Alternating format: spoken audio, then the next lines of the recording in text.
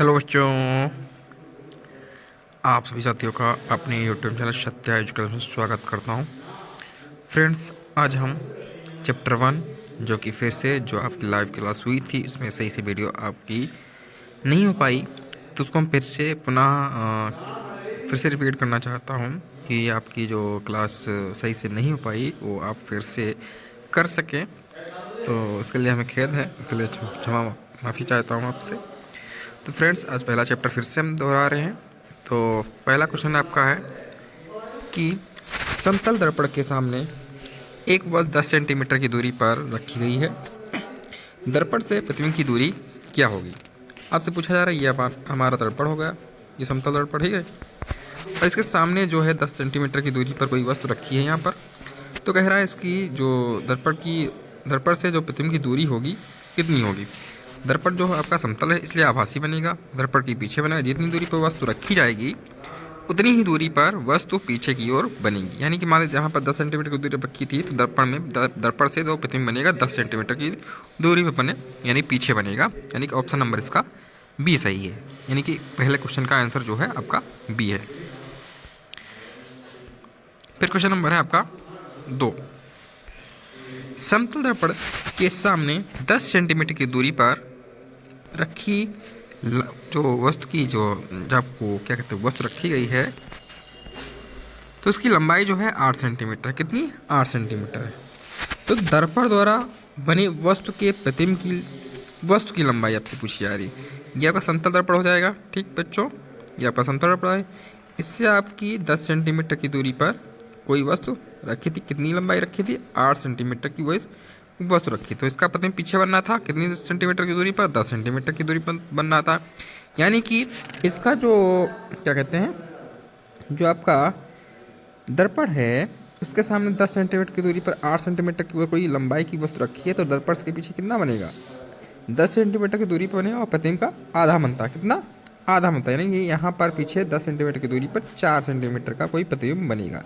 तो इस प्रतिबिंब से जो ये प्रतिबिंब है आपका, इस प्रतिबिंब की लंबाई जो है वस्तु की लंबाई पूछ रहा है। इस प्रतिबिंब से वस्तु की लंबाई पूछी जा रही है। यानी ये आपका वस्तु है, ये आपका प्रतिबिंब है। यानी कि जो आपका प्रारंभिक वस्तु था वो 8 सेंटीमीटर का था, तो उसकी जो वस्तु का प्रतिबिंब बना था वो 4 सेंटीमीटर का बना। ठीक, तो इस वस्तु से यानी ये क्या करेगा, ये आपका प्रतिबिंब है, तो इसके द्वारा पूछा जा रहा है कि प्रतिबिंब की लंबाई कितनी है। क्वेश्चन को घुमा दिया, थोड़ा समझने की बात है यहाँ पर। तो इसका आंसर जो होगा ऑप्शन नंबर जो कि है बी। कौन सा? बी ऑप्शन आपका सही है। क्वेश्चन नंबर 2 का ऑप्शन नंबर बी सही है। सभी बच्चों को अच्छे से समझ में आ रहा होगा, उम्मीद करता हूँ। फिर क्वेश्चन नंबर 3 है, समतल दर्पण की फोकस दूरी जो होती है कितनी होती है? ये आपका समतल दर्पण है, इसकी फोकस दूरी कितनी होगी? इसकी फोकस दूरी जो होती है अनंत होती है। कितनी? अनंत होती है। क्वेश्चन नंबर 3 का जो आंसर होगा बी होगा बच्चों। फिर क्वेश्चन नंबर आपका है 4।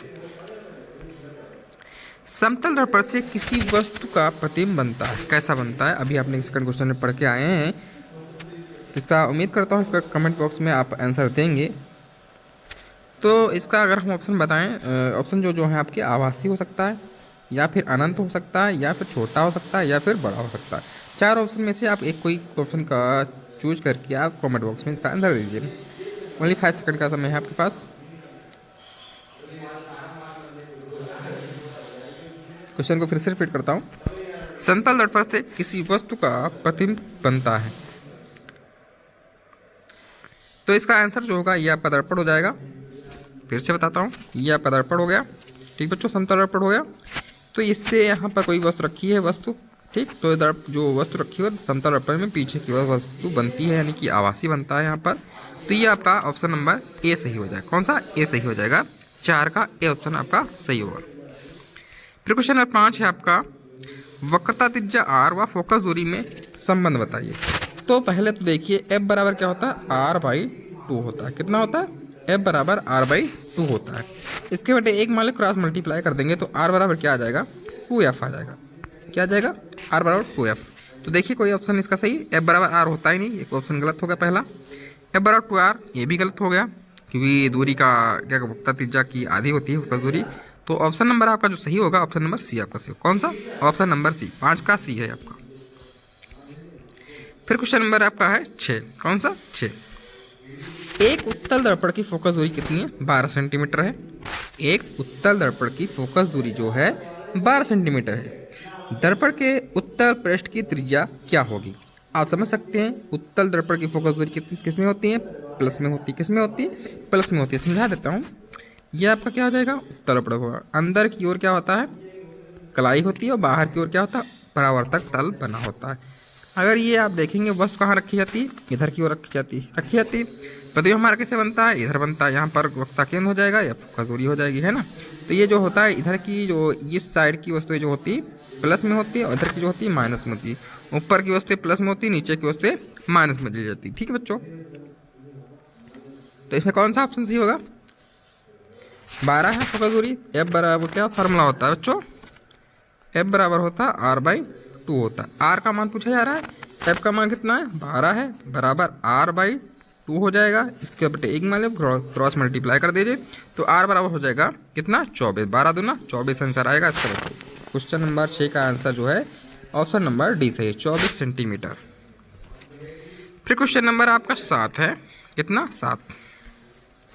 एक अवतल दर्पण की फोकस दूरी 10 सेंटीमीटर है। दर्पण की वक्ता त्रिज्या ज्ञात कीजिए। यहाँ पर कोई प्लस माइनस का साइन नहीं दिया है, तो आप ध्यान रखें अवतल दर्पण की फोकस दूरी जो होती है माइनस में होती है। अगर माइनस चिन्ह लगा होगा तो आप माइनस वाला ऑप्शन चुनेंगे। यहाँ पर कोई ऑप्शन नहीं दिया है, इसलिए यहाँ पर कोई माइनस चिन्ह नहीं लेंगे। तो यहाँ पर क्या होगा? एफ बराबर R/, कितना होता है? 2 होता है। क्यों बच्चों? यही तो होता है, एफ बराबर R/2। तो एफ का मान जो है 10 है, इधर R/2 हो जाएगा, बराबर में 10 हो गया ये बच्चों। तो इसके बटे 1 मतलब क्रॉस मल्टीप्लाई 10 गुना 20 आंसर आएगा इसका। 7 का क्वेश्चन नंबर 7 का आंसर नंबर 20 सही है, यानी 20 सेंटीमीटर। फिर क्वेश्चन नंबर आपका 8।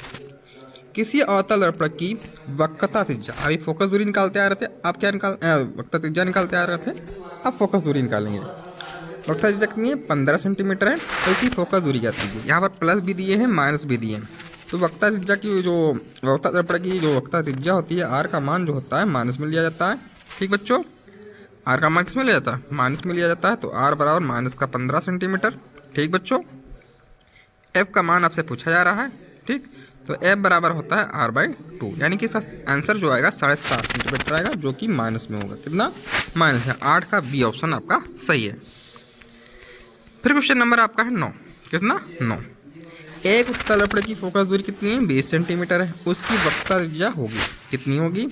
देखिए उत्तल दर्पण में फोकस दूरी हमेशा प्लस में होती है, तो वक्ता त्रिज्या क्या हो जाएगी? R बराबर हो जाएगा 2F। कितना हो जाएगा? 2F। तो 2 गुणे 20 यानी कि 40 सेंटीमीटर इसका आंसर आएगा। 9 का डी ऑप्शन सही है। फिर क्वेश्चन नंबर आपका 10। उत्तल दर्पण के सामने रखी वस्तु का प्रतिबिंब बनता है। कैसा बनता है? अगर आपका उत्तल दर्पण है, आपको अभी हम समझा रहे हैं, ये आपका उत्तल दर्पण है, ठीक है। तो अगर कह रहा है इसके सामने कोई वस्तु रखी है, यहाँ पर कोई वस्तु रखी है, तो उसका प्रतिबिंब बनेगा। कैसा बनेगा? वस्तु की स्थिति पर बनेगा, या फिर दर्पण के सामने वस्तु की स्थिति से दोगुनी दूरी पर बनता है, या दर्पण के सामने वस्तु की स्थिति से आधी दूरी पर बनता है। ये दोनों क्वेश्चन जो हैं जो लगते हैं वो लेंस में लगते हैं, वस्तु की स्थिति पर ही बनेगा। ये ऑप्शन गलत है, यानी कि जहाँ वस्तु रखी जा रही है वहीं पर बनेगा, नहीं, ऐसा नहीं हो सकता है। तो ये भी ऑप्शन आपका गलत होगा, यानी कि दर्पण के पीछे आपका बनेगा। वस्तु उत्तल दर्पण के सामने कोई वस्तु रखी जाती है तो उसका प्रतिबिंब जो है दर्पण से पीछे बनेगा, यानी कि आभासी बनता है। फिर क्वेश्चन नंबर है आपका 11। उत्तल दर्पण से प्रतिबिंब सदैव बनता है। उत्तल दर्पण से प्रतिबिंब सदैव बनेगा। कैसा बनेगा? आभासी बनेगा। देखिए बच्चों, ये आपका दर्पण है उत्तल, ठीक बच्चों है। इसका यहाँ पर वस्तु रखी जाती है, दर्पण वस्तु सामने रखी जाती है, और इसका प्रतिबिंब जो बनता है दर्पण के पीछे बनता है। तो ये हो जाएगा, कहीं भी बन सकता है? नहीं भैया। वक्ता केंद्र तथा फोकस के बीच बन सकता है, वक्ता केंद्र तथा अनंत के बीच बिल्कुल नहीं बनेगा, और ध्रुव व फोकस के बीच ये भी बन सकता है बच्चों। ये आपका ध्रुव है, ये आपका फोकस है, ठीक। एक फोकस पर बनता है, एक ध्रुव पर बनता है। तो इसका ऑप्शन नंबर जो आपका सही हो जाएगा, जो कि सही होगा, अभी बता रहे हैं बच्चों, सोच के।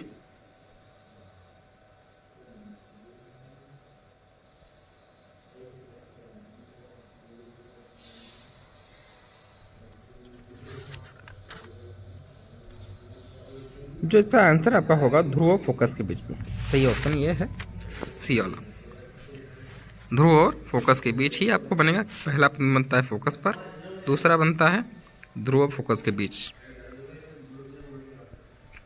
फिर क्वेश्चन नंबर 12 है, वस्तु का आभासी तथा छोटा प्रतिबिंब बनता है। वस्तु का आभासी व छोटा प्रतिबिंब किसमें बनता है? वो है आपका उत्तल दर्पण। कौन सा? उत्तल दर्पण। ऑप्शन नंबर बी आपका सही है, 12 का बी सही है आपका। फिर क्वेश्चन नंबर 13 देखिए, किसी अवतल दर्पण द्वारा वस्तु का आभासी सीधा तथा बड़ा प्रतिबिंब बनाने के लिए उसे रखना चाहिए। अवतल दर्पण की लास्ट कंडीशन पूछी जा रही है आपसे यहाँ पर। किसी अवतल दर्पण द्वारा वस्तु का आभासी सीधा तथा बड़ा प्रतिबिंब बनाने के लिए उसे हमें कहाँ रखना पड़ेगा? ध्रुव और फोकस के बीच रखनी पड़ेगी वस्तु को। तो वक्ता दर्पण के वक्ता केंद्र पर, गलत, वक्ता केंद्र पर ही बनेगा और उस वस्तु के बराबर बनेगा। ठीक है बच्चों, दर्पण के फोकस बिंदु पर रखोगे तो ये भी क्या होगा? वास्तविक बनेगा, आभासी नहीं बनेगा। ठीक बच्चों, दर्पण के वक्ता केंद्र फोकस के बिंदु के बीच बनाएगा तो ये भी क्या होगा? अनंत वक्ता केंद्र के बाद बनता है अनंत, और वक्ता केंद्र के बाद बनता है। जो आपकी कंडीशन नंबर 6 जो इसका जो ऑप्शन नंबर डी है ये सही होगा। ध्रुव और फोकस के बीच रखी जाएगी तो हमारा आभासी वस्तु से बड़ा तथा आभासी बनेगा बच्चों। ठीक बच्चों, फिर क्वेश्चन नंबर 14 है आपका, किसी वस्तु का वस्तु से बड़ा तथा आभासी प्रतिबिंब बनता है, ये केवल आपका अवतल दर्पण में हो सकता है केवल। कंडीशन नंबर 6 आपसे पूछी जा रही। क्वेश्चन नंबर आपका 15 है आपका, अवतल दर्पण के फोकस और वक्ता केंद्र के बीच स्थित वस्तु का प्रतिबिंब कहाँ है? वक्ता केंद्र ये आप मान लीजिए आपका कौन सा होगा? अवतल दर्पण हो जाएगा, और ये आपका हो जाएगा यहाँ पर ये मुख्य अक्ष हो जाएगा, और कह रहा है ये आपका वक्ता केंद्र हो जाएगा, ये आपका फोकस हो जाएगा। ठीक बच्चों, कह रहा है इसके बीच में अगर वस्तु रखी जा रही है तो पहली किरण कहाँ जाती है? फोकस से होकर जाती है। दूसरी किरण कहाँ जाएगी? वक्ता केंद्र से होते जाती है। तो एक तक इसे बना सकते हैं यहाँ पर, ये हो जाएगा। तो जाके ये कहाँ बनेगा? कंडीशन नंबर ये आपकी 3rd है। कौन सी? कंडीशन नंबर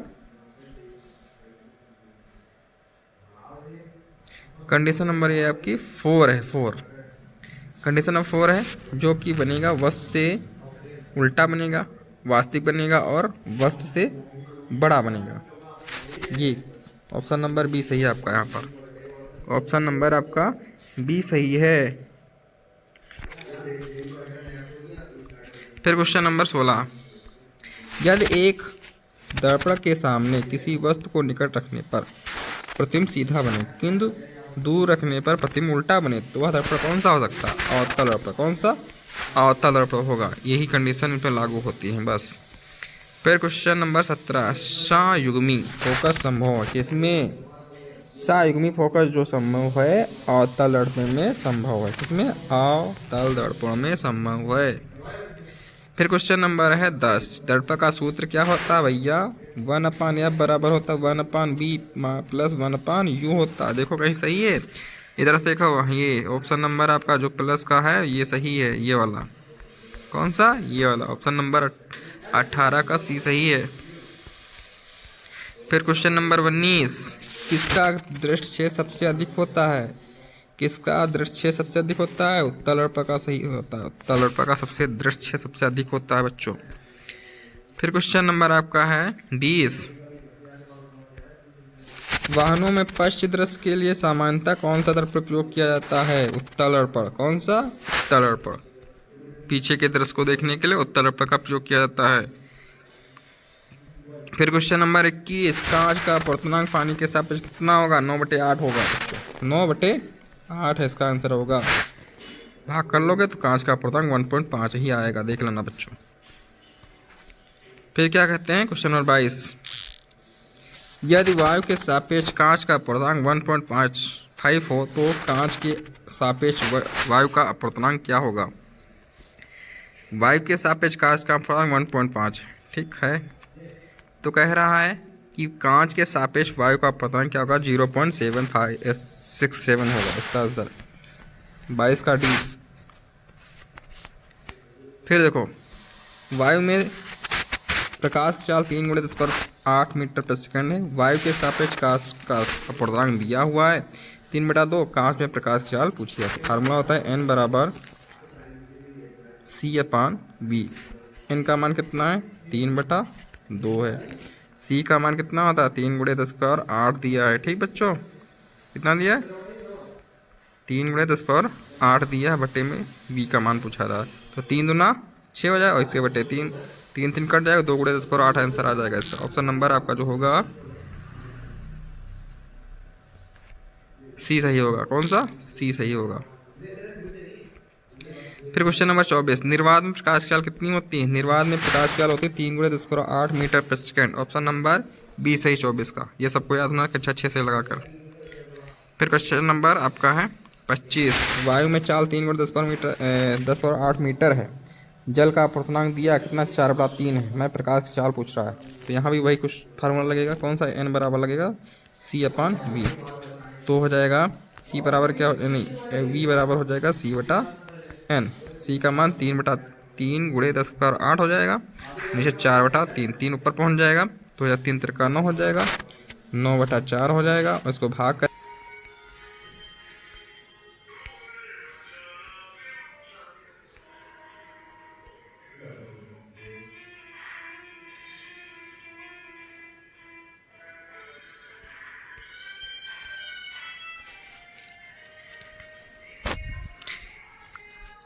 लेंस की क्षमता ऋण होती है। जैसे निगेटिव किसकी होती है?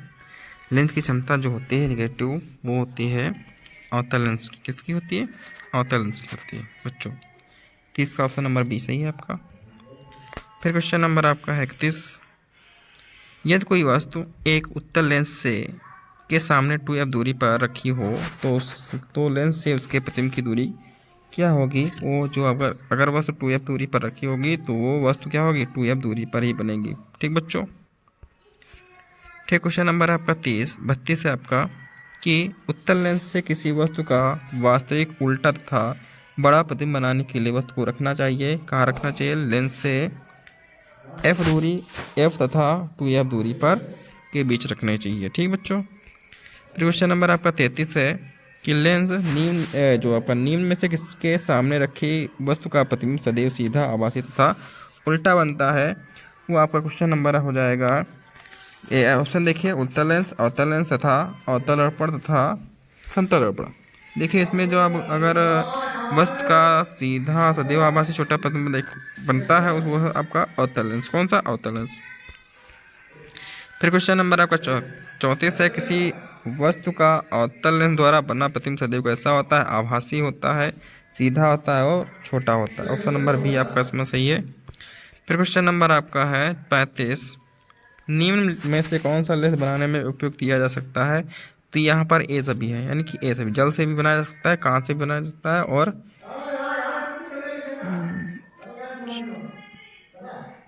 हाँ, यहाँ पर रुकिए बच्चों।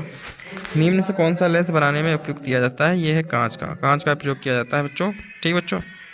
फिर क्वेश्चन नंबर आपका 36, एक उत्तल लेंस की फोकस दूरी 20 सेंटीमीटर की क्षमता कितनी होगी? पी बराबर क्या होता है 1/100/f, मतलब 20 हो जाएगा, 20 पंचे 100 मतलब 5 डायोप्टर हो जाएगी। ठीक बच्चों। फिर क्वेश्चन नंबर आपका है 37, 50 सेंटीमीटर फोकस दूरी वाले उत्तल लेंस की क्षमता कितनी होगी? तो पी बराबर क्या होता है 1/f होता है। तो इस माइनस प्लस का चिन्ह लिया जाएगा तो यहाँ पर प्लस आना चाहिए। ठीक बच्चों, उत्तल लेंस है इसलिए प्लस होगा, तो 100/50 हो जाए, यहाँ पर 2 डायोप्टर आ जाएगा। मतलब ऑप्शन नंबर बी आपका सही, 2 डायोप्टर। फिर क्वेश्चन नंबर आपका 38 है, ये भी आपका लेंस की फोकस दूरी याद करने है, माइनस दिया है यानी कि अवतल लेंस हो जाएगा बच्चों। तो यहाँ पर हो जाएगा 2.5 सेंटीमीटर में दिया है तो 1/, कितना हो जाता है 5 हो जाता है। इसको भाग कर 0.2 मीटर आ जाएगा। ठीक बच्चों, यहाँ पर ऑप्शन नंबर ए सही हो जाएगा। ठीक बच्चों, और ए सही हो तो इसमें माइनस लगा लीजिए। ठीक बच्चों। फिर क्वेश्चन नंबर आपका है 38 के बाद 39 है आपका, अगर यहाँ पर क्षमता वाले लेंस 10 डायोप्टर की क्षमता वाले लेंस की फोकस दूरी ज्ञात करनी है तो क्या होगा? ये हो जाता है f बराबर हो जाता है 1/f। ठीक बच्चों, यहाँ पर मीटर भी है, सेंटीमीटर में दिया है तो देखिए अगर हम इसको 100 मान लेते हैं तो क्या 100/10 हो जाए, 100 सेंटीमीटर आ जाएगा बच्चों। अभी किसका लेंस यहाँ दिया नहीं है, कौन सा लेंस हो सकता है, लेकिन इसके द्वारा हम ज्ञात सकते हैं अवतल लेंस है, इसलिए ये माइनस में आएगा 10 सेंटीमीटर। ठीक बच्चों। फिर क्वेश्चन नंबर 41 है आपका, एक उत्तल लेंस की क्षमता 5 डायोप्टर, इसकी फोकस दूरी ज्ञात कीजिए। उत्तल लेंस के लिए प्लस आएगा, क्या दिया क्षमता दी है, तो ये हो जाएगा 100/5, 5 करना 5, 5 दूनी 10, 20 सेंटीमीटर इसका आ जाएगा। 41 का जो है ऑप्शन नंबर ए सही है। ठीक बच्चों। एक लेंस की क्षमता 1 डायोप्टर है, इसकी फोकस दूरी कितनी होगी, सेंटीमीटर निकाले, 100/1 हो जाएगा, तो यहाँ पर 100 सेंटीमीटर ही आएगा आंसर। ठीक बच्चों। फिर क्वेश्चन नंबर आपका है 43, अनंत एवं उत्तल दर्पण के ध्रुव के बीच रखी वस्तु का प्रतिबिंब कहाँ और किस प्रकार का बनेगा। उत्तल लेंस के बीच रखा है, अनंत था, किसके उत्तल दर्पण के ध्रुव के बीच रखा है, तो एक आपका प्रतिबिंब जो बनेगा वो है दर्पण के पीछे P और F के बीच, यानी ध्रुव एवं फोकस के बीच बनेगा, आभासी और सीधा बनेगा बच्चों। ठीक है बच्चों। फिर है 44 क्वेश्चन नंबर, किसी दर्पण से आप कितनी दूरी पर खड़े होकर आपका प्रतिबिंब सदैव सीधा प्रतीत होता है, तो दर्पण कौन सा हो सकता है, क्या समतल या उत्तल हो सकता है, या तो समतल हो सकता है या तो उत्तल हो सकता है बच्चों। ठीक बच्चों। इसको आप निकाल सकते हैं, आवर्त दिया है सूत्र से सवाल ज्ञात कर सकते हैं। इसका आंसर बता देते हैं। 45 का आंसर नंबर जो होगा 0.2 होगा, 0.2 बी वाला ऑप्शन सही है। ठीक बच्चों। अब देखिए, दो सीमा माध्यमों के सीमा पृष्ठ पर एक प्रकाश कण लंबवत आपतित होती है इस प्रकार से, तो यहाँ पर अपवर्तन कोण क्या होगा, 0 होगा। ठीक बच्चों। कांच का अपवर्तनांक किसमें अधिक होता है, बैगनी के लिए होता है बच्चों। किसके होता है, बैगनी। ऑप्शन नंबर सी आपका सही है। फिर 48 क्वेश्चन है, प्रकाश का वेग निम्न से किस माध्यम में अधिकतम होता है, तो ये है आपका निर्वात में। कहाँ पर, निर्वात में होगा। 48 क्वेश्चन नंबर है आपका। अगर बच्चों आपको ये वीडियो अच्छी लगे तो लाइक और शेयर करना ना भूलें, अपने फ्रेंडों को भी शेयर कर दें जिससे कि उनको इस वीडियो का लाभ मिल सके। Thank you. तब तक के लिए टेक केयर। अगली वीडियो का वेट करें।